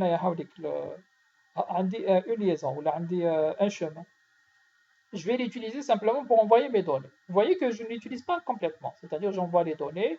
Des fois, j'ai pris par exemple un débit maximal sur cette liaison et je n'occupe pas ce chemin-là de manière constante ou là de manière à envoyer des débits effectifs égaux au débit réel qu'on m'a offert.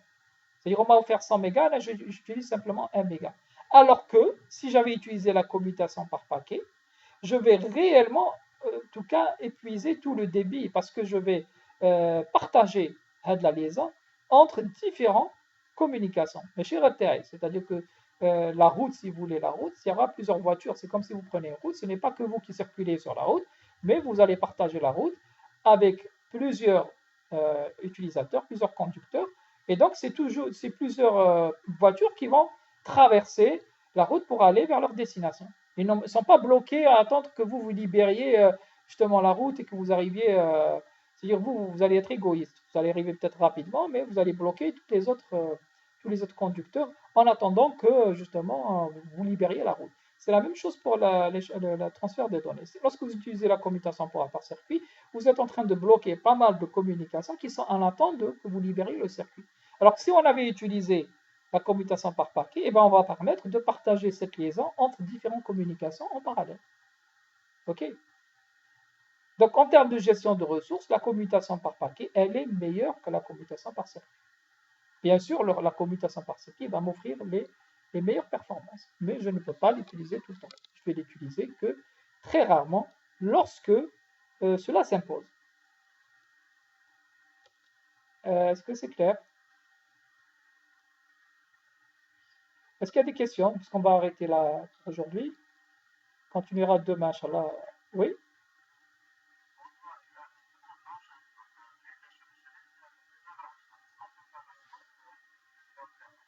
À 11 h, je ne peux pas, malheureusement.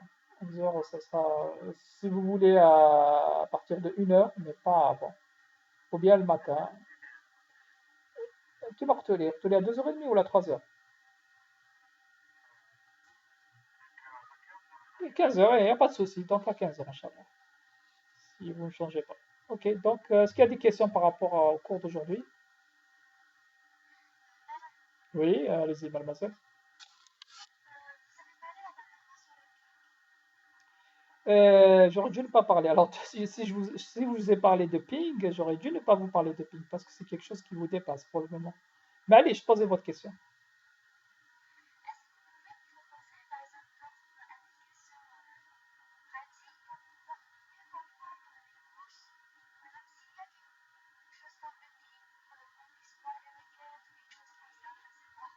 Je ne sais pas pourquoi je vous ai parlé du ping alors que je ne devrais pas vous parler de ping parce que c'est quelque chose qui vous dépasse. Parce que vous n'avez pas vu de notion raison avant. C'est-à-dire le ping, vous allez le voir peut-être en deuxième semestre lorsque vous allez aborder TCP/IP. Là, vous allez voir des trucs pratiques. Tu fais mal. Maintenant, si tu as une question précise par rapport à un problème que tu n'as pas compris, je peux te donner un exemple. Là, j'essaie de le faire pendant le cours, hein. Je vous ai donné pas mal d'exemples. Mais si tu as quelque chose que tu n'as pas compris et que tu veux, par exemple, trouver le côté pratique, ou là, comment elle va être implémentée dans la pratique, je peux t'expliquer. Donc, qu'est-ce que tu n'as pas compris de précis? Donne-moi quelque chose de précis que tu n'as pas compris.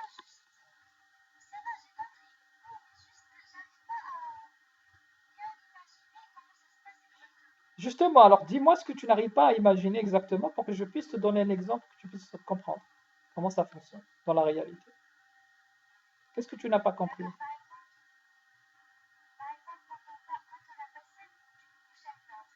Quelle couche?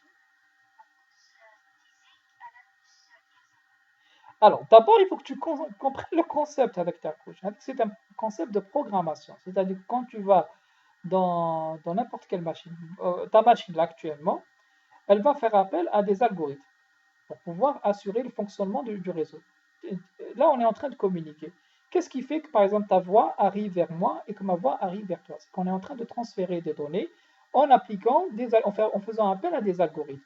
Ces algorithmes-là, comment ils vont être écrits? Ils vont être écrits en couches, c'est-à-dire en procédure. Tu as la procédure principale, c'est l'application, c'est-à-dire que tu es en train d'utiliser le navigateur, il me semble, hein. Tu es en train d'utiliser le navigateur, ça c'est ce qu'on appelle la couche application. Si celle-là, c'est la procédure principale, main, attack. C'est le code TARI, je vais l'écrire là. Donc, au niveau de ton navigateur, toi, tu n'es pas au courant. Si tu es au niveau application, tu n'es pas au courant des problèmes qui sont résolus. Donc, le navigateur, il va faire appel à un autre programme, à une autre procédure que je vais appeler, par exemple, alors celle qui suit, c'est présentation. Alors, la présentation, qu'est-ce qu'elle va faire? Elle va essayer de régler tous les problèmes d'uniformisation de format. C'est-à-dire, dans les systèmes d'exploitation, par exemple, on n'a pas les mêmes formats de représentation des fichiers. On n'a pas les mêmes formats de représentation des emails. On n'a pas les mêmes formats de représentation des normes. On n'a pas les mêmes formats de codage des caractères. Donc, avant d'envoyer vers un autre système distant, peut-être qu'il va utiliser un autre système d'exploitation, peut-être Unix, Linux, au lieu de Windows. Peut-être vous utilisez Windows, peut-être n'ajoute pas, j'utilise Windows. Mais même dans les Windows, on n'a pas les mêmes versions. Donc, pour uniformiser les données, on va les traduire vers un système universel. Donc, ça, c'est le rôle de la couche présentation. Oui. Ensuite, Un autre, avant de pouvoir envoyer, il faut faire appel à la couche session pour établir une connexion logique avec éventuellement avec l'application avec laquelle je vais échanger de bout en bout, destinataire final. Pour pouvoir communiquer avec l'application finale, il faut que je règle tous les problèmes de transfert, c'est-à-dire comment acheminer les données vers la destination. Déjà, avec le paquet de connexion, il faut que je l'achemine. Donc, tous les problèmes de transfert, c'est ce qu'on est en train d'aborder au niveau de ce cours-là. C'est-à-dire, c'est le rôle des procédures transport, réseau, liaison, physique. Donc, je vais faire appel à ces procédures-là, qui sont aussi des procédures sous forme de couche. C'est-à-dire d'abord la couche transport. De la couche transport, si elle va régler un certain nombre de problèmes par rapport à la qualité de service, c'est-à-dire la couche transport, c'est elle qui va exiger, en fonction de l'application qui a demandé à utiliser le réseau, donc la couche transport, avec le programme, avec l'algorithme, il va établir quel est le débit, quelle est la sécurité, quelle est la fiabilité qui est demandée pour le fonctionnement de cette application. Si tu fais par exemple de la visioconférence comme actuellement, on va demander, la couche transport, elle va exiger un débit minimum, un temps de transfert minimum, etc. Et donc, elle va donner des ordres aux couches inférieures, la procédure réseau, la procédure liaison et la procédure physique, pour justement choisir une connexion qui va de l'émetteur vers le destinataire final, ce qu'on appelle le bout en bout, de telle façon justement à garantir ces exigences-là.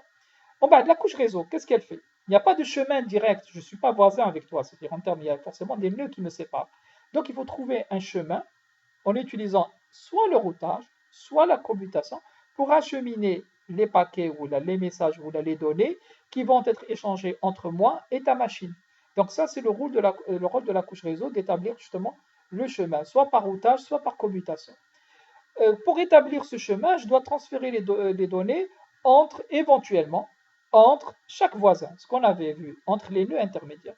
Si je dois vérifier, si je suis amené à vérifier la donnée entre chaque nœud, c'est-à-dire comme on fait de la commutation par paquet ou la commutation point par message, qui avant de transférer les données. Donc la vérification indique se fait grâce à la couche liaison. C'est la couche liaison qui est la procédure qui est concernée par la vérification des données, ce qu'on avait vu dans le chapitre 3. C'est-à-dire calculer le FCS avec le reste de la division et vérifier à l'envoi. Et à l'arrivée, on vérifie est-ce que le contenu ne contient pas d'erreurs. S'il contient des erreurs, donc on demande à retransmettre par un ACK négatif en utilisant par exemple le protocole HDLC. Le protocole HDLC est un exemple d'un protocole de liaison qui se trouve au niveau de la couche de liaison. Donc il va organiser la communication entre deux nœuds voisins, mais chez deux nœuds distants. Ok, donc ce sont des procédures que je vais retrouver au niveau de chaque nœud. Et en bas, au niveau de la couche physique, c'est quoi? C'est ta carte réseau. C'est la carte réseau. Quand elle reçoit le paquet, elle dit qu'elle doit l'envoyer sous forme d'un signal, adapté au câble. Si tu utilises un câble, donc ce sera un signal électrique. Si tu utilises un câble et une fibre optique, ce sera un signal lumineux. Si tu utilises le Wi-Fi pour être connecté à ta borne, à ton routeur ADSL, donc tu vas utiliser un signal radio. Donc ça, c'est une transmission physique vers le prochain nœud. Et ainsi de suite. Donc tu vois, donc l'histoire Taliko Hadouk, c'est une histoire d'algorithme. Donc chaque nœud, chaque équipement, il va avoir un certain nombre de procédures qui lui permettent de régler les problèmes. Les problèmes de transmission, où là, par exemple, si tu es au niveau haut, c'est des problèmes d'abord de présentation, ce qu'on appelait les couches orientées traitement, c'est-à-dire préparer la donnée avant qu'elle soit envoyée sur le réseau. Une fois qu'elle est prête et que je l'envoie en réseau, je règle des problèmes de transmission vers la destination finale. Donc il faut voir les couches comme étant un algorithme qui est écrit en procédure. On dit la procédure principale, c'est le programme principal, qui fait appel à une première procédure que j'appelle présentation. La présentation, une autre procédure qui est imbriquée que j'appelle session, et ainsi de suite. À chaque fois que je rentre dans les procédures, je règle un problème. Je règle un problème jusqu'à arriver à la couche physique. Là, j'ai réglé tous les problèmes, c'est-à-dire que j'envoie les données sur le support. D'accord? Je ne sais pas si je réponds à ta question. Donc, si tu as une mauvaise compréhension, tu as les couches. Je pense que dès le départ, tu avais mal compris les couches. Donc, les couches, c'est simplement des algorithmes qu'on va installer au niveau des équipements. D'accord? Donc, dans ta machine, tu ne les vois pas, ces algorithmes, parce qu'ils sont dans le système d'exploitation. Ok, ils viennent avec les tu utilises le protocole TCP/IP. TCP/IP, il est organisé en couches. Bon, pas en 7, parce qu'avec les 7, c'est simplement une directive. On a réduit les 7 couches en 4 couches. Mais TCP/IP, il a un certain nombre de procédures imbriquées qui permettent de régler tous les problèmes de communication. Et TCP/IP, tu vas le voir dans le deuxième semestre, dans le détail. Là, tu comprendras vraiment comment fonctionne un protocole, un exemple de protocole sous forme de couches, à partir de la couche applicative, la couche de transport, la couche réseau, etc. En ayant des exemples de protocoles que tu vas étudier.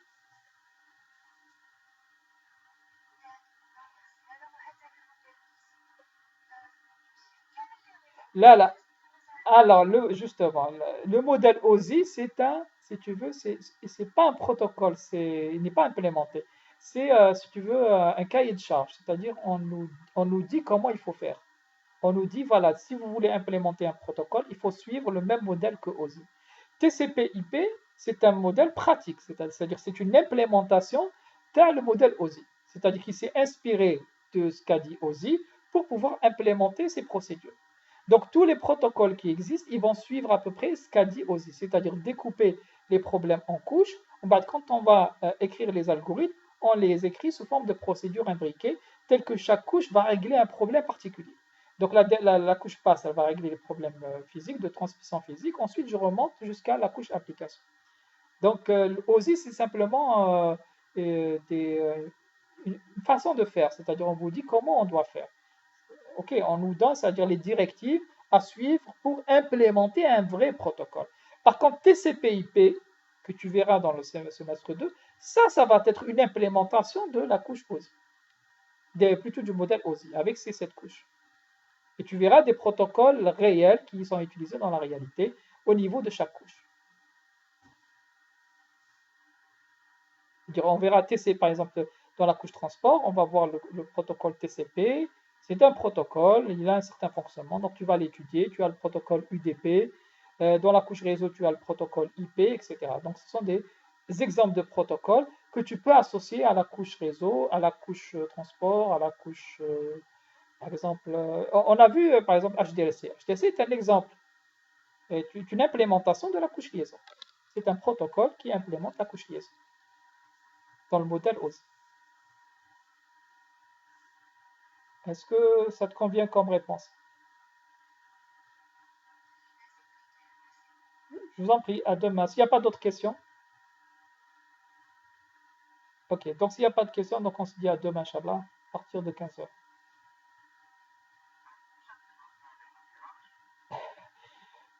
Là, tu ne vas pas rendre tes camarades contents parce que déjà qu'ils trouvent que c'est trop chargé. Non, on n'a pas le temps, on n'a pas le temps. Je trouve que le dernier chapitre il est très intéressant, mais on n'a pas le temps. Et puis, vous allez être surchargé pour rien, parce que vous allez revoir ces notions. Même les notions de routage et commutation, vous allez les revoir. C'est-à-dire, même si vous ne les comprenez pas maintenant, il faut prendre le BAPA, c'est-à-dire la base. Même si vous ne comprenez pas dans tout le détail, parce que ça va revenir. Vous allez revoir ça dans TCP/IP, deuxième chez M. Azoun. Zafoun plutôt, vous allez voir tout au long de votre cursus. L'année prochaine, vous allez revoir la notion de routage. Donc, même si ça paraît un peu flou pour le moment, c'est pas grave. C'est des choses que vous allez revoir, sachant que vous êtes dans une, c'est-à-dire une spécialité réseau. Vous faites une spécialité réseau. Donc, tous les modules vont être concentrés sur justement des aspects réseau. Donc, le dernier chapitre qui concerne les réseaux locaux, je pense que vous allez le traiter, même si on ne le fait pas, vous allez le traiter dans d'autres modules. Les modules notamment la troisième année. Mais je pourrais vous l'envoyer si vous êtes intéressé de le faire. Ok, il ne nous reste pas de temps parce qu'il reste 2 semaines pour faire du présentiel, plutôt des cours à distance. Ensuite, la dernière semaine, c'est le présentiel. Je crois qu'il y a une semaine présentielle. Ensuite, il y a les vacances et après, vous faites les examens. Donc, on n'a pas le temps. On n'a pas le temps d'aborder ce chapitre. Ah, ok, d'autres questions avant de vous libérer? C'est bon. Ok, à demain, Inch'Allah. À demain.